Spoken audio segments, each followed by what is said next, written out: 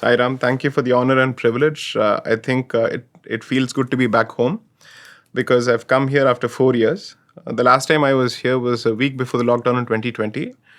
My wife and I had decided that we would henceforth visit Prasanthi at least once a year around the Mahasamadhi period. It just so happens that work has grown exponentially and other commitments, and therefore I couldn't. I had three distinct signs from Baba over the last few months. And that's when I decided that it's time that I go to Prasanthi or come to Prasanthi because they were too stark to be unnoticed. And so I decided that's one way or the other I was going to make it in April.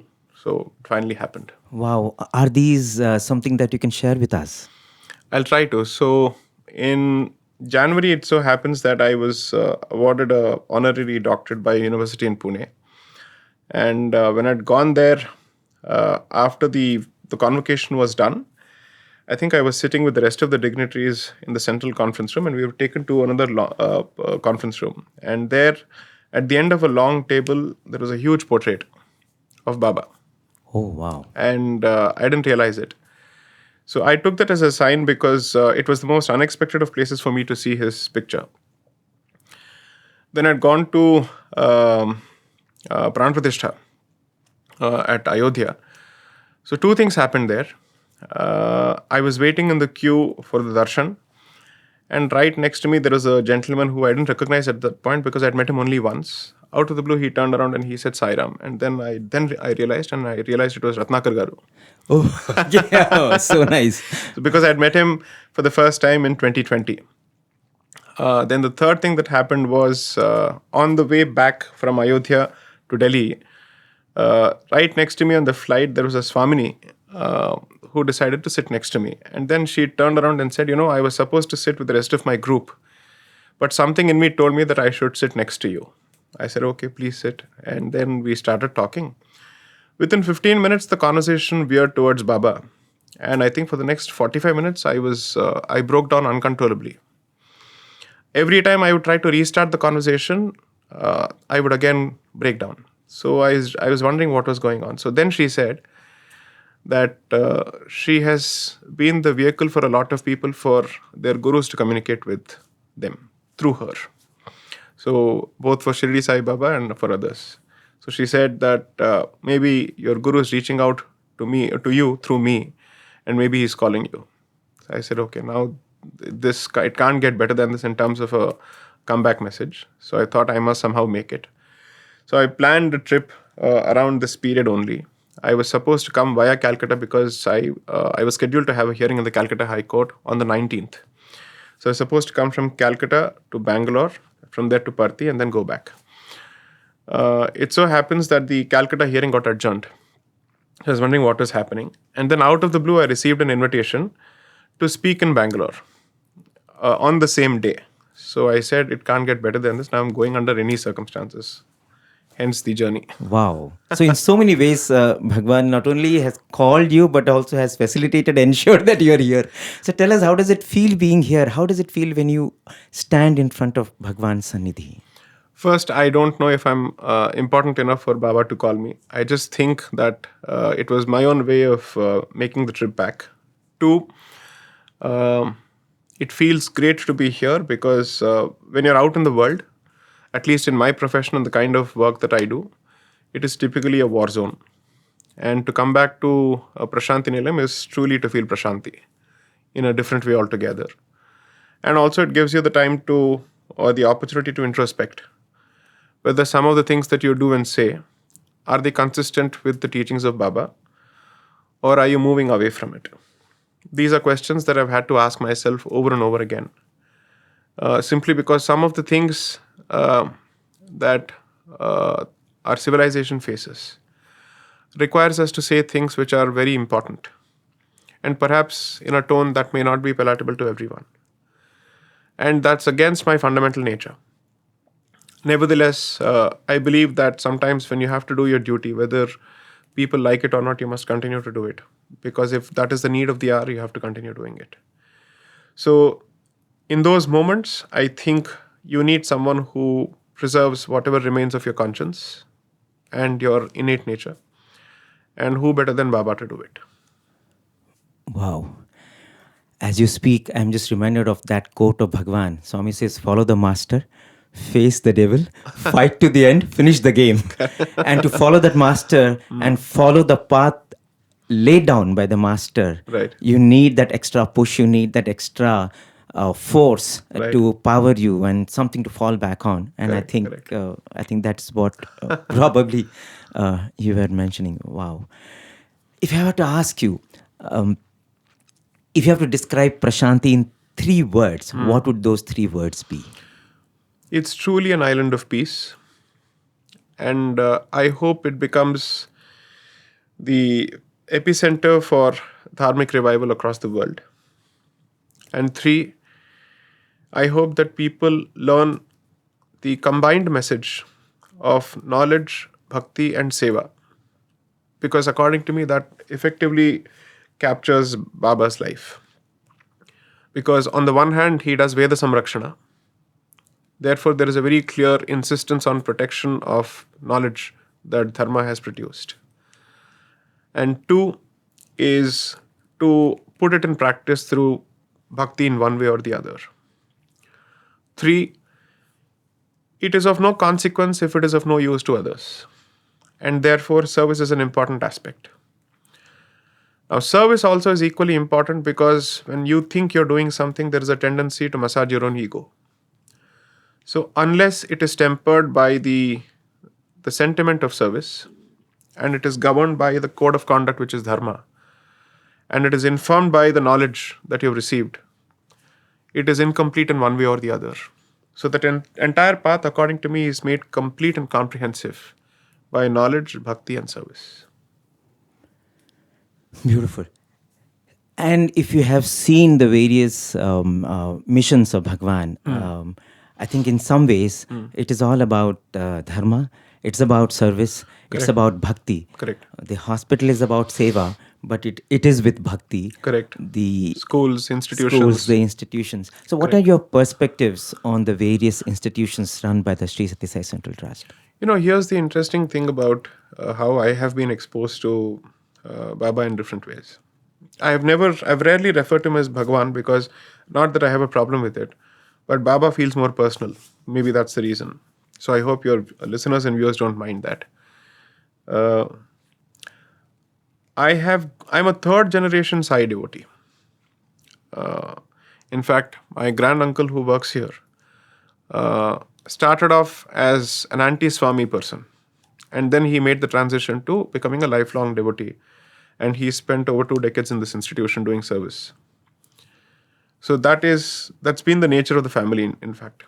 Baba has been a part of our childhood. So we were forced to sit for bhajans, which at that point you may resent. Why are we doing bhajans? Why should we be doing all of this and all that? But in retrospect, these are the filters in the formative years which have saved you from a lot of things. Or at least kept your conscience alive and awake and kicking whenever the moment called it. 2, it's unfortunate that I did not think it important to visit Prashanthi as much when Baba was still around, physically speaking. He's always around. I had the unique and peculiar opportunity of seeing him for the first time in close quarters in flesh and blood on 24th of April 2011.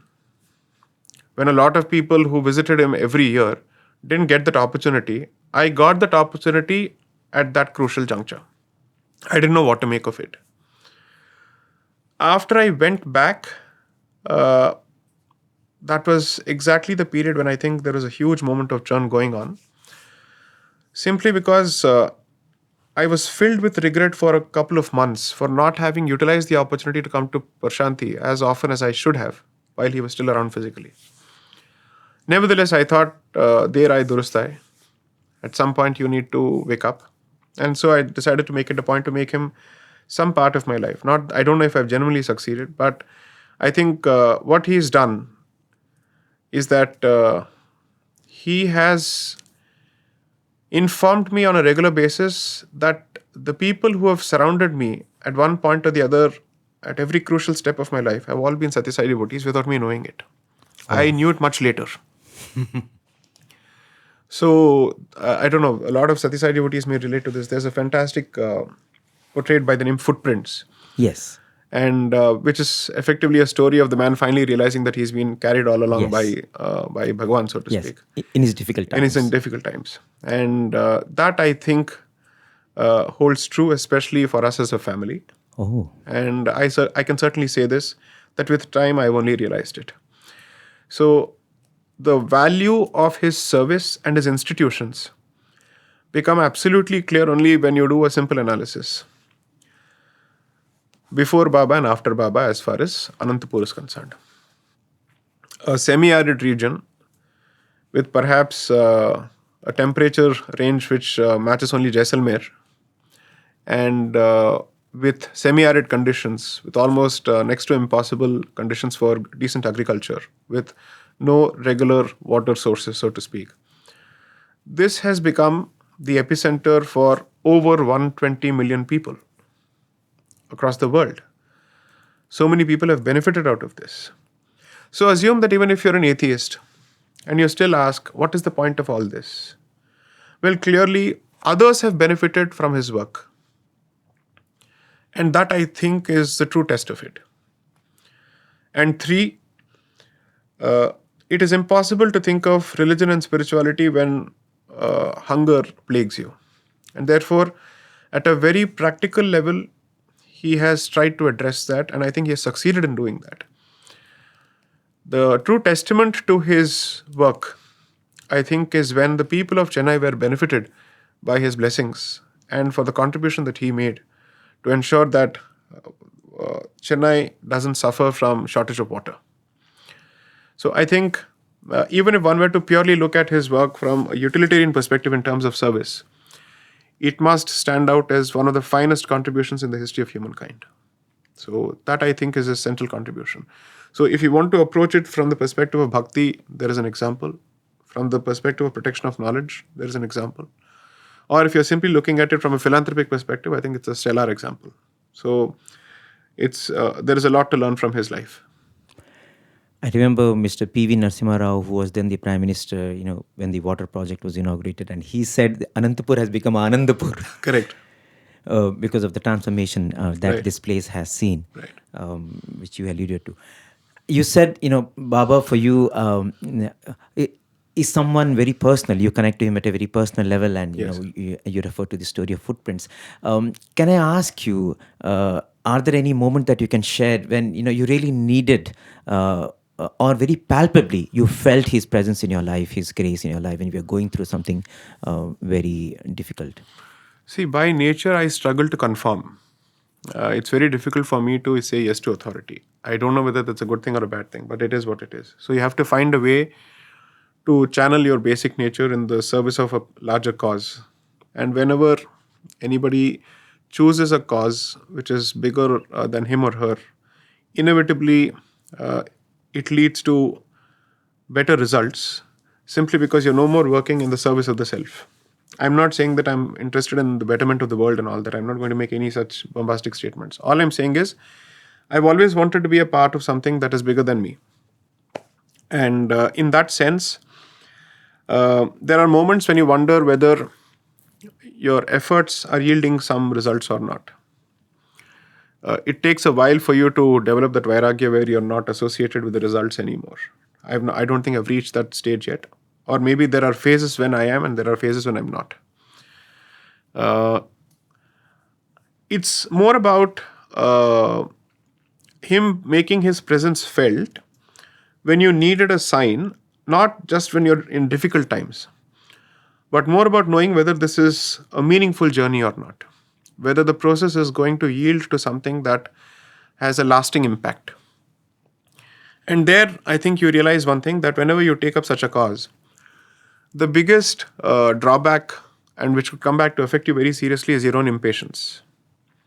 Patience is very important, particularly when you have chosen a path which is public in nature. So assume for a moment that you're working in a company and your goals are very clear. There's a very set clear career path. You can afford to be impatient there because the milestones are very clear. But when you enter the realm of public space, so to speak, there is nothing clear. It's not as if you know exactly where it will go, what kind of outcomes will be reached, what kind of deadlines will be arrived at. You have no idea whatsoever. So in those moments, I think having a spiritual background, or at least a practice that keeps you grounded, is important. And I should actually say this, hopefully your listeners will make sense of it, in the sense, I did not consider Baba even remotely as a guru for a very long time. He was just taken for granted as part of my setup simply because I've grown up with it. It took me a lot of time to actually understand the value of his presence. And particularly when you needed a voice within to tell you if this is the path that you should be taking or not. So for me, he's been the keeper of my conscience more than anything else. You can think of him as the savior when you're in difficult times, but I think it's more important to treat him as the keeper of your conscience, because then that's a daily connect. It's not a connect of crisis. Beautiful. I think that's what Swami wanted all of us also to develop. All he said is follow your conscience, and he's there to give us that moral strength and moral fiber. In fact, as you are talking about patience, Bhagwan used to talk about 3 values, and Swami would say that is what would distinguish man from God: patience, purity, and perseverance. And I think in the path that you are in, as you mentioned, in public life, when everything is uncertain, you need patience, purity, and perseverance. And for that, you need his pure love to guide you. Absolutely beautiful. So is that the reason also why your name has Sai in it? Because you were brought up in an environment which was into Sai? At home, everybody has a Sai. Okay. So when people call us Sai in the rest of the world, we respond to it. But at home, nobody gets called Sai, because then 100 names will look around. It so happens that I have the good fortune of sharing the same Gregorian birthday as Baba. Oh. The same, so I was born on the midnight of 22nd of November. Wow. So 23rd November is my date of birth. And I've been told by my mother that, so when she was teaching in Chennai in her younger days, she told me this story much later. There was a friend of hers who introduced her to Baba much before she was introduced to Baba by her in-laws after her marriage. Mm-hmm. So she had already heard, because a lot of people would go in bullock carts and other transportation available then from Chennai and other places to this place called Puttaparthi, which nobody has heard of, and people would go. So apparently a colleague of hers was a devotee of Baba. And when she wanted a child, she apparently prayed that her child should be born on the same birthday as Baba. So that is what that teacher did, and that happened. So my mother perhaps did the same thing around the time of my birth, and turns out that's what ultimately happened. So she didn't realize that she would ultimately be married in a family that is a devotee of Baba. So I think things have a way of working themselves out for multiple reasons. Wow. So everybody is a Sai at home.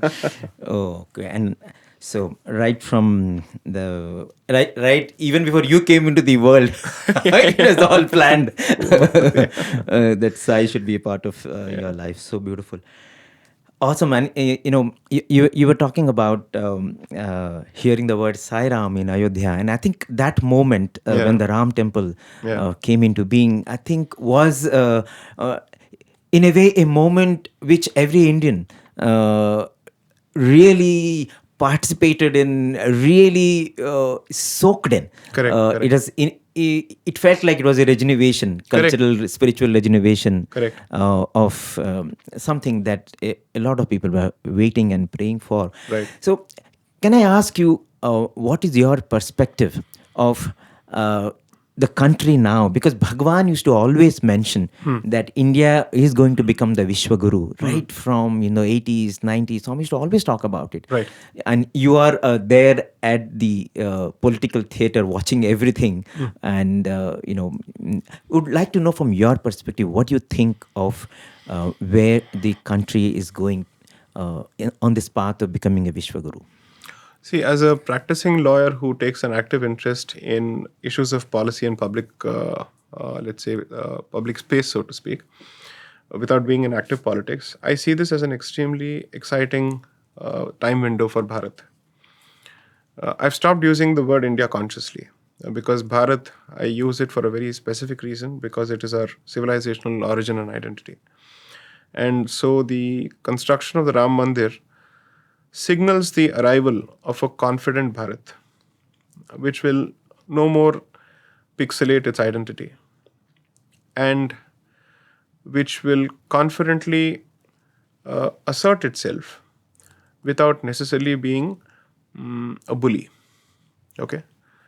And this identity is basically saying, I will not hide my identity merely because it affects somebody else's sensibilities. And everybody else who respects my identity will be accommodated within. That definition of identity, along with a message of inclusiveness, is important, with the priority being that those who are willing to respect Bharat's civilizational roots will always find refuge and space here. And that is crucial because then you strike a balance between two things: retaining who you are and also making it possible to accommodate those who wish to be part of you, and without losing your sense of self. This message, I think, has been muddled for quite some time.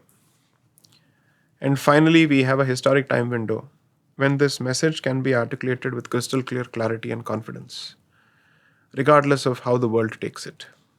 Because I think it is time for the world to accept this message, or at least whether it likes it or not, or whether it agrees with it or not, this will be the way of the future.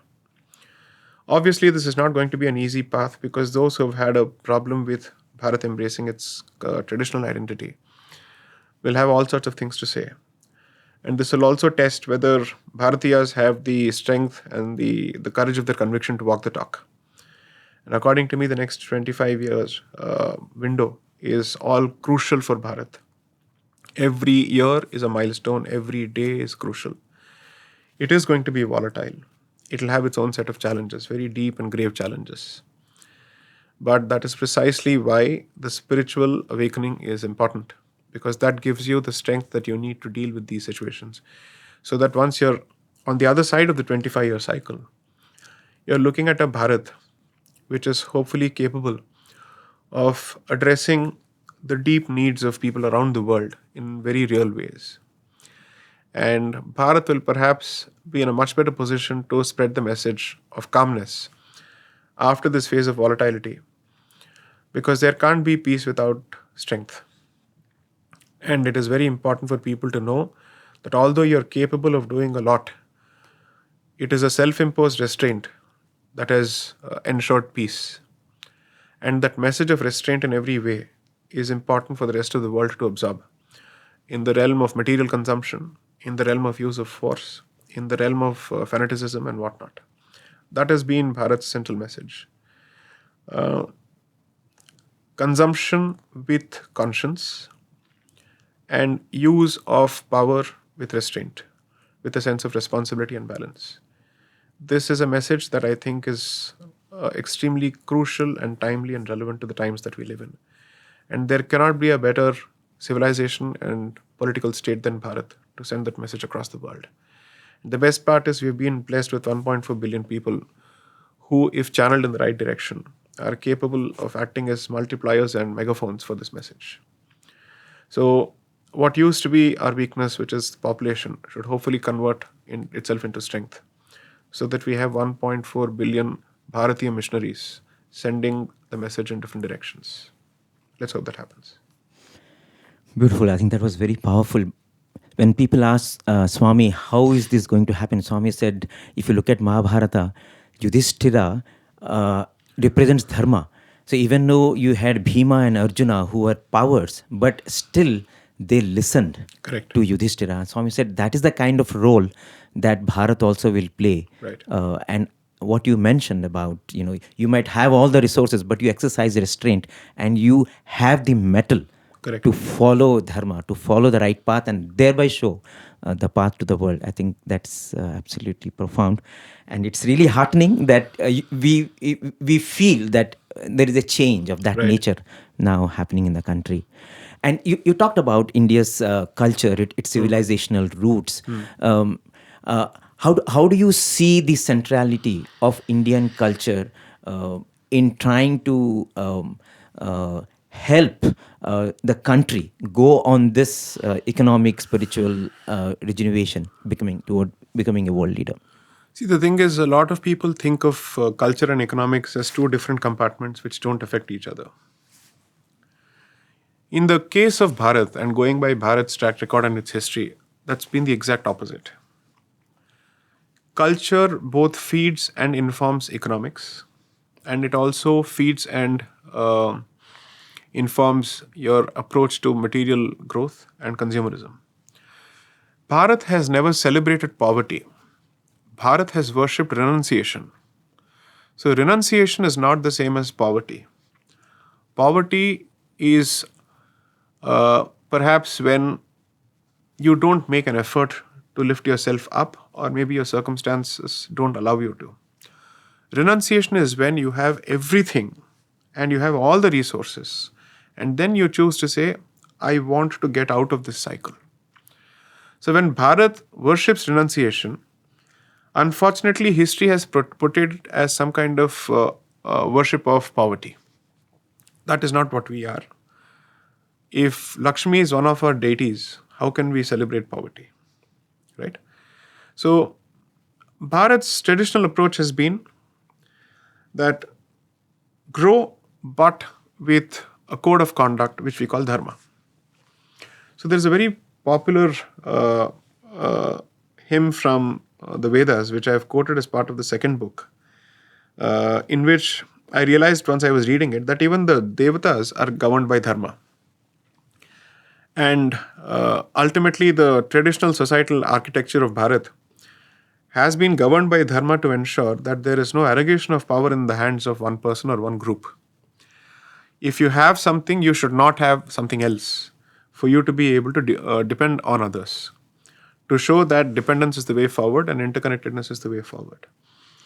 So, in that sense, I seriously believe that our growth story is not antithetical to our cultural roots.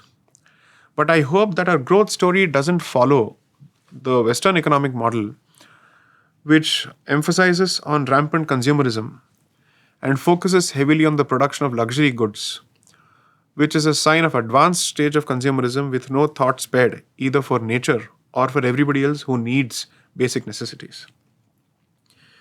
One of the reasons that there is a raging movement that's going on in the West with a lot of flaws in it is because the West has pursued a story of consumerism in the name of growth, relentless growth, where it has not sought to address certain, let's say, cross sections of the society who are struggling for basics. When you do that, at some point there is bound to be a backlash. I am not someone who believes that the state must be in the business of business. I don't subscribe to that at all. I do believe that private players must create wealth as much as possible. But the state must take the responsibility of keeping their greed in check and to ensure that there is enough resource to provide for everyone, at least the basic resources. That does not mean that we encourage laziness in the name of all sorts of schemes and subsidies. Encourage people to work hard. But those who are unfortunate despite working hard still need help. And that is, I think that Bharat is uniquely placed to position, or let's say present as a message, because our societal institutions, including temples and dharamshalas, have been not acts of the state, but the combined acts of the society and the state, where they come together to help those who are less fortunate. So I don't see the point in dividing Bharat's growth story in a binary where we have to choose between capitalism and communism. Because Bharat has a very different model altogether, where it believes in creation of wealth, it believes in creation of artha, but also is informed by dharma to make sure that dana is an essential aspect of creation of artha. So if you look at all our traditional business houses, whether it's the Birlas or whatnot, they have a fantastic Vaishnav Sampradaya as part of the Vaishya community across the world. I mean, across the world, wherever Hindus are present. Even in, let's say, the small kirana stores, if you go to their places, they'll have a small dabba where they say this goes towards contribution towards dharma, period. Whatever it may be, whether it's temples or hospitals or orphanages. So at the micro level and the macro level, that sentiment has replicated itself. I hope that when Bharat is now retasting success in terms of economics, it doesn't lose sight of these traditional values. Because I don't see the point in celebrating a success story that is purely economic in nature if it has lost its cultural roots. Because if that is what we had to do, then we could have abandoned our culture and fully embraced the West long time ago, at least 100 years ago. Why did we do all of this then? Because we have a different message to share with the rest of the world, and there is something unique. Swami Vivekananda once said that every society and every culture has a message to offer to the pool of global thought. And this is Bharat's message. And that message must go hand in hand in our pursuit of glory. And the pursuit of glory must be tempered by meaning and purpose and not for itself. We don't need, I'm not saying we shouldn't learn from the rest of the world. Sure, there are a lot of good things to be learned from the rest of the world. But the sheer depth and scale and longevity of the Bharati experience is so vast, it's an ocean in itself, that you're bound to find something in Bharat's culture which already exists in other cultures, because it is a macrocosm of the world. So I hope we manage to strike a balance between both. Otherwise, it might end up producing a society which is rich, which is powerful, but which lacks conscience. That would be an immense tragedy of incalculable proportion. Beautiful. I think that has been always Bhagwan's message all the while. You progress, but at the same time, you are deeply connected to the roots. Right. And as you very rightly mentioned, you cannot follow the Western method in its entirety. Consumerism is not modernism. We know how Bhagwan used to always talk about ceiling on desires. Correct. COD. So COD, they say, is the way to GOD. No, the thing is, we have always focused on minimalism. Minimalism. And now that is being taught back to us. Yes. Like yoga and everything Correct, of India. Correct. But in a way, there is now a greater realization Correct. of this spiritual, this soft power, this culture power, this immensity and Right. I think the relevance of principles and practices of Indian culture. Correct. So very beautiful to hear your thoughts also on this subject. And I know we don't have much time with you. You have a very tight schedule, but we'd love to hear you more on these subjects because your views will definitely inspire the current generation. What would you like to say to all those people who never had the opportunity to see Swami, and especially the youngsters who are now listening about Swami, they are discovering Swami. What would be your message to this big crowd out there who are now hearing the word Sri Sathya Sai for the first time? So first, I've made a conscious commitment to myself that I will interact with the youth organizations of the Sathya Sai Trust as often as possible to be able to understand, learn from them, and also share whatever little I know. But the one thing that I think I'm very clear about is I don't think it was Swami's intention ever to make dharma about him. He saw himself as a vessel and as a message for dharma, or let's say as a vehicle for dharma in that sense. So those who don't know Swami, if they are destined to know Swami, good. But if not, as long as they stay in touch with dharma through any source, I would still be comfortable with it.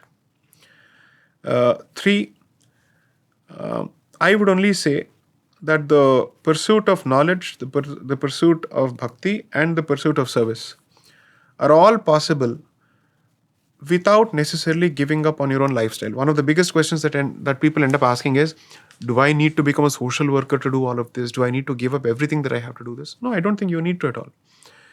I have tried to actually follow that in my own way because I have not compromised one bit on my lifestyle in any way. As a practicing commercial litigator, I had certainly taken interest in enjoying the best of comforts that the world has to offer, with restraint, of course. And two, I also, thanks to my upbringing, thanks to my parents, thanks to the middle class upbringing that I've had, I know the value of time and money equally, and the importance of supporting those who may need it. So in that sense, I don't think I'm pursuing any of these initiatives with a sense of messianic belief that I'm here to do something. We are all doing our part. So, since it's possible to strike a distinction, let's say a balance between the pursuit of your own desires or ambition and also giving back to the society in one way or the other, as long as that message is conveyed and it is governed by the code of conduct of Dharma, regardless of the path that people follow, I would still think that they would still be pursuing the message or following the message of Baba, one way or the other, under whichever name it goes. So I don't have a problem with it whatsoever. Beautiful. So we should not think less of ourselves, but think of ourselves less. Exactly. And as you said, Swami used to say that there is nobody who is an atheist, because there is nobody who does not want love, who does not subscribe to truth, or does not subscribe to dharma. Right. I think everybody wants all these values in some form or the other. They want peace. So nobody is an atheist. And I think, as you said, if you are following any of these paths, you will automatically discover. I think when the time comes, Swami himself will introduce himself to you in the manner that is suitable. Correct. So it's everybody's journey, and we should leave it to Bhagwan to unfold it in their lives. Very beautiful. Thank you so much for your time. Thank you. As I said, we would love to have you listen to you more, but we pray to Swami that he brings you back to Prasanthi again, and especially so that more younger devotees and younger generation can benefit from your wisdom. Thank you so much. Swami willing, I'll be back. Sai Ram. Sai Ram.